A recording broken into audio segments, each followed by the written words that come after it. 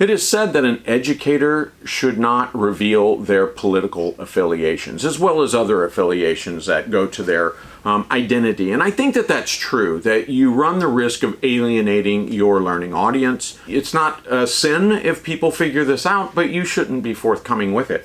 And as such, on this channel, this is a leadership and military arts and science channel that's steeped in historical data. And so I don't want to discuss on this channel hot button social and political topics like, I don't know, abortion, immigration, political campaigns, and intersectional identities of race, gender, sexual orientation, and faith.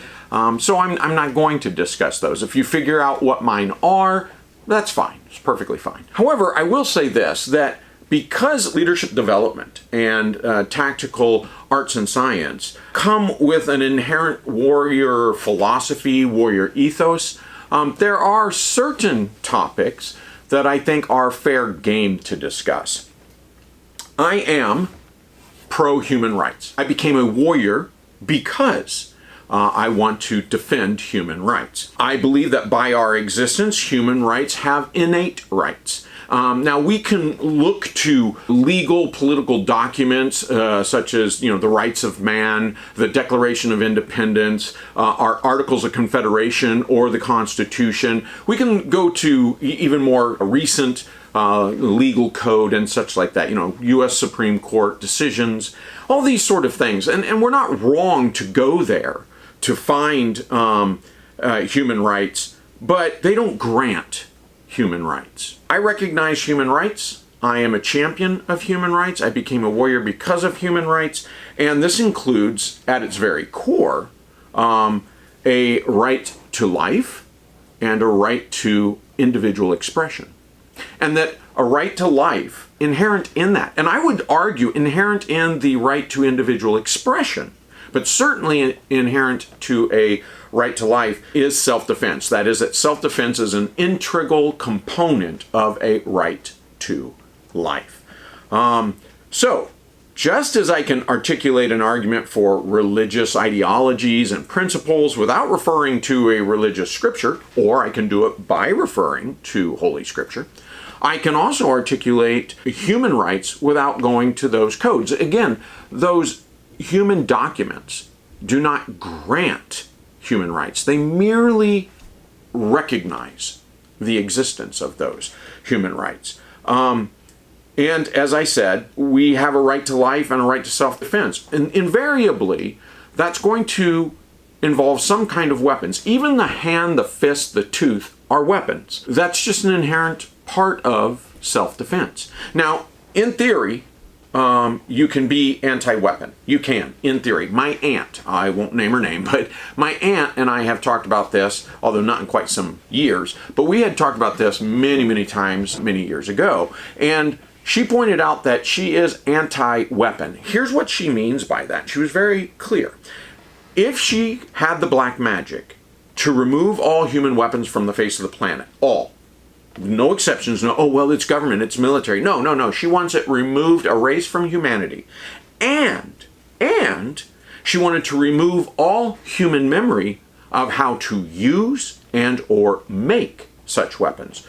No fire, no clubs. No. Cain never slew Abel. None of that. She would do away with all of it because weapons and violence are an affront to her sensibilities. By the way, she and I are the same that way. I realized at the ripe old age of 12, I came to a realization that I was a pacifist, and I am a pacifist. I'm not asking you to agree. I'm saying that the use of violence as a means of coercion offends me greatly. It sickens me. And I think shortly thereafter, after realizing that I was a pacifist, I realized, well, I'm going to follow in the footpath of my father, my brothers and cousins, my fathers and uncles and aunts, my grandparents and great-great-great-grandparents, and I was going to go the warrior path. At least for some part of my life, I knew that I had to become a warrior because I was a pacifist, because the use of violence is so abhorrent to me as a means of coercion. The other part, though, is that I am a realist, and that violence is always on the table as an option. As long as humans get a choice, and I would say any animal, in fact, even plants, we see, you may not say it's conscious violence, but we see struggle. We see conflict in plant life. Certainly we see that in animal life, and it's just part of our reality. Sad as that is, that's part of our existence. So in practice, no one is anti-weapon. In theory, quite a few of us are. But in practice, no one is anti-weapon. You have elected politicians, right, holding political office. You have Hollywood celebrities and athletic celebrities lining up to disparage firearms, as well as the gun owners, after each and every national tragedy. I mean, they just do. And yet their words are disingenuous. I think sometimes they are blatant lies. They know that they are lying. Other times I think they're just ignorant, that they don't realize that they are telling a falsehood. And I say that because it's easy for someone of such privilege, of such wealth, of such security to turn to other people and say, I should have these securities, you should not. I deserve them because of who I am in this world, but you don't. And you can't afford them anyway, chances are. These celebrities live in the United States of America with the largest, best armed military in the world. And if they don't live in America, they live in one of our allied nations, which, okay, so you still have at your disposal the United States military to defend your borders, so your national borders. They live there, and they live in the United States, in U.S. states, with capable militaries and police forces at state level, as well as police forces at national level. They live in cities and townships with armed police that are professionally trained, at least we certainly hope so. They live in private gated communities with armed security, surveillance, and high walls. They employ, think of who we're talking about. We're talking about politicians, celebrity athletes, celebrity Hollywood TV stars and musicians and artists. They employ private security guards. And they, or their family members, or very, very dear close friends, own, and purchase firearms. They're not anti-weapon because, nor are they anti-self-defense, because they benefit immeasurably from the security provided by these tools and people trained on these tools to give them security, as well as you find time and time again that they own them, their friends and family owns them. They often maintain firearms in their own mansions. Sometimes they don't, but it doesn't matter. They're protected by people with firearms. And so these celebrities and people who agree with their nonsense are not opposed at all to firearms and weapons. Instead, they're only opposed to arming people who disagree with them. If you disagree with their narrative, with their social, political, fiscal view, then they don't want you armed. But they want everyone who agrees with them to be armed, and or trained professionals to protect everyone who agrees with them. And so from their high castles and their ivory towers, they scream down at us, you shouldn't have weapons, you shouldn't have self-defense, you don't have human rights of expression and a right to life, you don't, but I do. And so this is both hypocritical and this is tyrannical. The next thing they're going to shout from those very same, the bastion of those walls, the security of those walls, they'll scream, think of the children! And yeah, I say that with dripping sarcasm because this is the cry of every murderous despot known to humankind. Every dictator, every, tyrant who seized political power in the last, 600 years have screamed, think of the children, to disarm their political opponents. And so I don't accept that mantra, think of the children, as a reason for surrendering human rights of one group or the other. No, I don't disagree with arming any of those identity groups. But then they'll say, well, this is the one that was recently thrown at me, firearms are the leading cause of childhood death in America. And I went, wait, what? Is that Is that right? So I'm going to leave the citations down below on this, and you're going to see that they come from the Center for Disease Control. That's, of course, a government website. Medline Plus, another government website. And also Statista.com. And so there's an independent non-government site. And I'm pulling, I think that's all of them. I'll leave these in the text down below this video. But the point is that what all of these conclude is that firearms are in fact not the leading cause of death for children in the United States, not at any single age bracket. So when we're talking about children, we're talking generally from 0 at the point of birth all the way up to a day before you turn 20. So 0 to 19. Let's break it down to children ages 0 up to age 4. Birth defects are the prime leading cause of death, and drowning is the second leading cause of death for children up to the age of 4. That is the CDC. I'll leave the link. Children, let's go a little farther. Let's go 5 to 14. Children age 5 to 14, motor vehicle accidents are the prime leading cause of death, and cancer is the second leading cause of death. Now that is the Medline Plus reference. Children ages, let's take that whole thing, let's go 0 to 14. Motor vehicle accidents are the prime leading cause of death, and drowning is the second leading cause of death. Again, this is another citation from the Center of Disease Control. When you start to break it down to the older children, that is children above 10, firearms do become a factor. It's not that they're a 0 factor in the other ones. There are children that are injured and killed by firearms, and that's true. There are more killed by dogs. Pets. Children age 10 and above, that's quite a different matter. Firearms, they become fascinated with firearms, they become more physically able to manipulate a firearm, and they become emotional. And so the data sort of changes here, but even in those upper cases, I'm going to break those down for you, still, firearms are not the leading cause. Here you go. Children's ages 10 to 14. Leading cause, unintentional injuries are the prime leading cause of deaths at a whopping 24.6%. Again, this is the Statistica.com citation, and I will notice that unintentional injuries, that kept coming up and kept coming up, and so I looked it up. CDC defines unintentional injury as causes of death in the category including poisoning, motor vehicle accidents, drowning, and falls.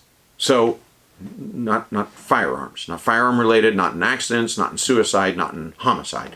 It is poisoning, motor vehicles, drowning, and falls. And there's some others in there, I'm sure, but those are the leading factors or the big categories of unintentional injuries. So going back, children ages 10 to 14, number one cause is unintentional injuries at 24.6%. Suicide is the second leading cause at 16.9%. Cancer is the third leading cause at 12.8%. Homicide is the fourth leading cause of death at children ages 10 to 14 at 6%. It gets even more telling and a little more tragic and sad. Children ages 15 to 19, well, things change again. Motor vehicle, this should not surprise us, motor vehicle and other types of accidents are the prime leading cause of death at 22.2% of children ages 15 to 19. That makes sense because children start driving in that age bracket, and of course they're very new to driving, so that's going to be the overwhelming number.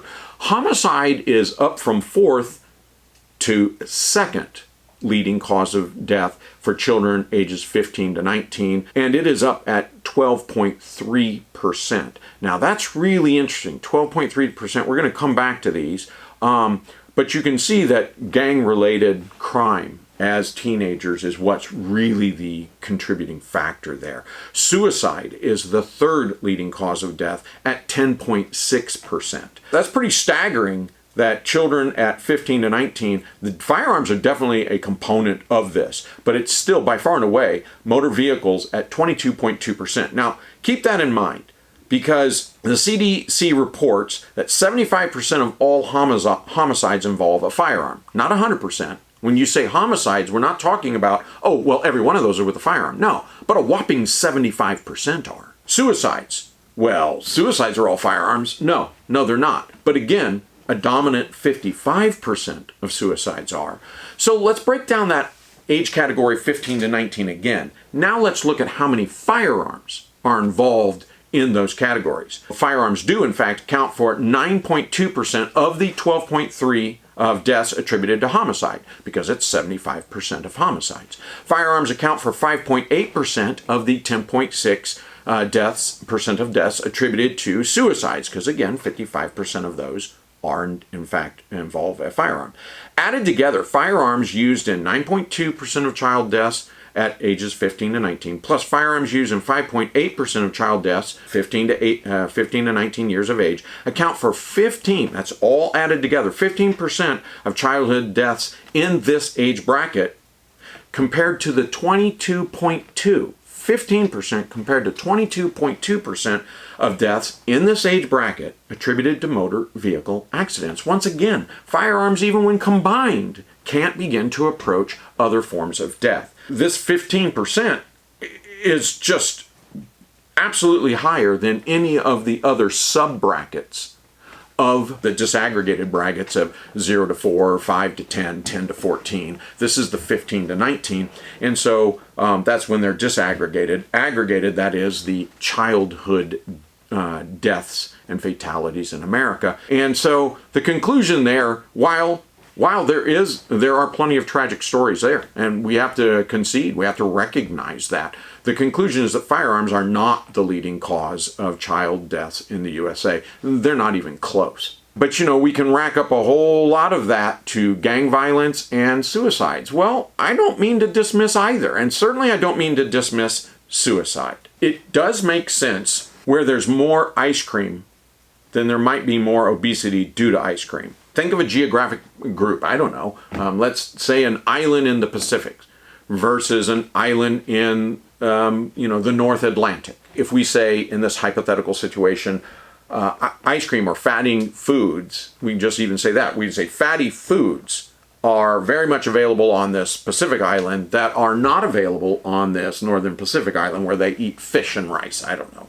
All right, the point is that it would not be a surprise to say, well, there's more obesity due to the fatty foods on this island, because there's more fatty foods available. It's just available. And so you go, oh, okay. And then you would say, oh, well, there's less over here. So that's just one thing, is availability. And so we say, well, if you're committing suicide by firearms actually is kind of logical, where there are a heck of a lot more firearms. But unlike the food scenario, where we say, well, fatty foods do cause obesity, or the choice to eat, that might even be more exact, as to say the choice to eat fatty foods cause obesity. We don't say guns cause suicide. We don't say that. And the reason we don't say that is because there are nations with higher suicide rates, as well as child suicide rates, than the United States. And yet, many of those countries have very, very strict gun laws. They have almost no gun ownership. Okay, so the World Health Organization, that's under the United Nations, notes that among ages 15 to 24, now I want to point out we're all going into adulthood here, okay? They're looking at an age group 15 to 24, but that's as close as I could find to the 15 to 19, right? That among ages 15 to 24, the USA has a lower suicide rate than Japan, Sweden, and Canada. All three of these countries have prohibitively strict firearm laws. If firearms cause suicide, then we'd expect these nations to have lower suicide rates among their youth. But that's not the case at all. In the age bracket of 15 to 24 years old, young males in Japan commit suicide at a rate of 20.4 per 100,000, where young females commit suicide at a rate of 9.8 per 100,000 people. The average suicide rate for this age is about 15.1 per 100,000. In Sweden, the young males have a suicide rate of 15.5 per 100,000 and young females 6.8 per 100,000. So their average is right around 11.2 per 100,000. So Japan 15.1 and 11.2 in Sweden. In Canada, it is 10.9 per 100,000. And again, that's 17 per 100,000 for young males and 6.8 for young females. In America, young males commit suicide at 16.1 per 100,000 and young females at just 3.5 per 100,000. The average is about 9.8 per 100,000. So there's a whole lot of things to unwrap there. Why do any of these countries experience suicide? What is the root cause? And we can't say that in Japan the root cause is firearms, where almost no suicides involve a firearm. So that doesn't seem to be a causal mechanism whatsoever. But the other thing is, why are they? What are the root causes of suicide? And what are the root causes of suicide in such young adults and children? So this is very disturbing. We need to look at that, of course. I don't mean to dismiss it. At the same time, we can conclude that suicide is tragic, and we must identify the root cause to take action, yet the tools or the means of suicide do not cause the suicide. So there goes that whole think of the children. Once again, this is readily available facts that you can, and data that you can go look for yourself, and I will include. So we have to ask ourselves, what's going on here? What's going on here is that there are people in the world. It is in our nature, our human nature, to say, I deserve more, and I deserve, and my identity group deserves more than those people who belong to that identity group. It's not unique to America. This has happened throughout human history. We see this repeat time and time again, and it's immoral. It's immoral to say, I deserve human rights, I deserve dignity. These people do not, because they're not like me. I don't accept them. They're less than me.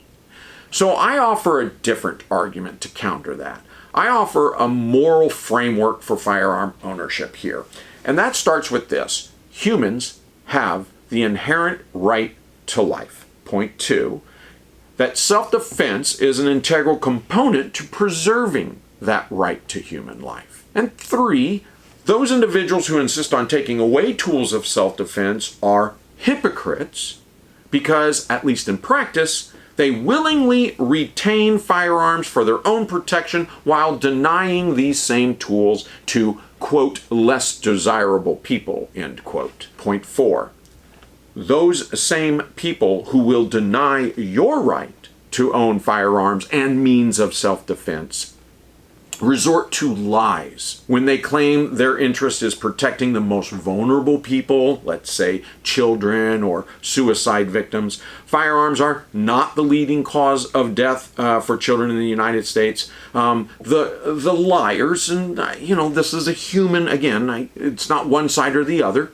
I find that all humans do this across the spectrum, and I'm calling to it. It's fair to call them liars when they're willingly and knowingly lying. And these liars use the excuse, and lots of excuses, to disarm their political and social economic opponents. I will say that, yes, America does, in fact, have a mental health problem that we must address. And you can see this in suicide rates alone. There's other evidence out there as well. There's other indicators. The moral framework is that America must start protecting some of these most vulnerable people without taking away human rights and dignity of others. We must find ways to protect people with mental health. We must find ways to protect ourselves from their violence as well as them from their violence. We must find ways to protect our schools at least as well as we protect our money. I mean, we must, as we employ to protect our money, we must employ armed security professionals, barrier entry points to our schools, electronic surveillance to give us early warning notice to threats and to help target those threats. These solutions are ethical and these solutions are moral because they do not deny human rights and dignity of other identity groups who fail to agree with us. And that's a moral framework for firearm ownership.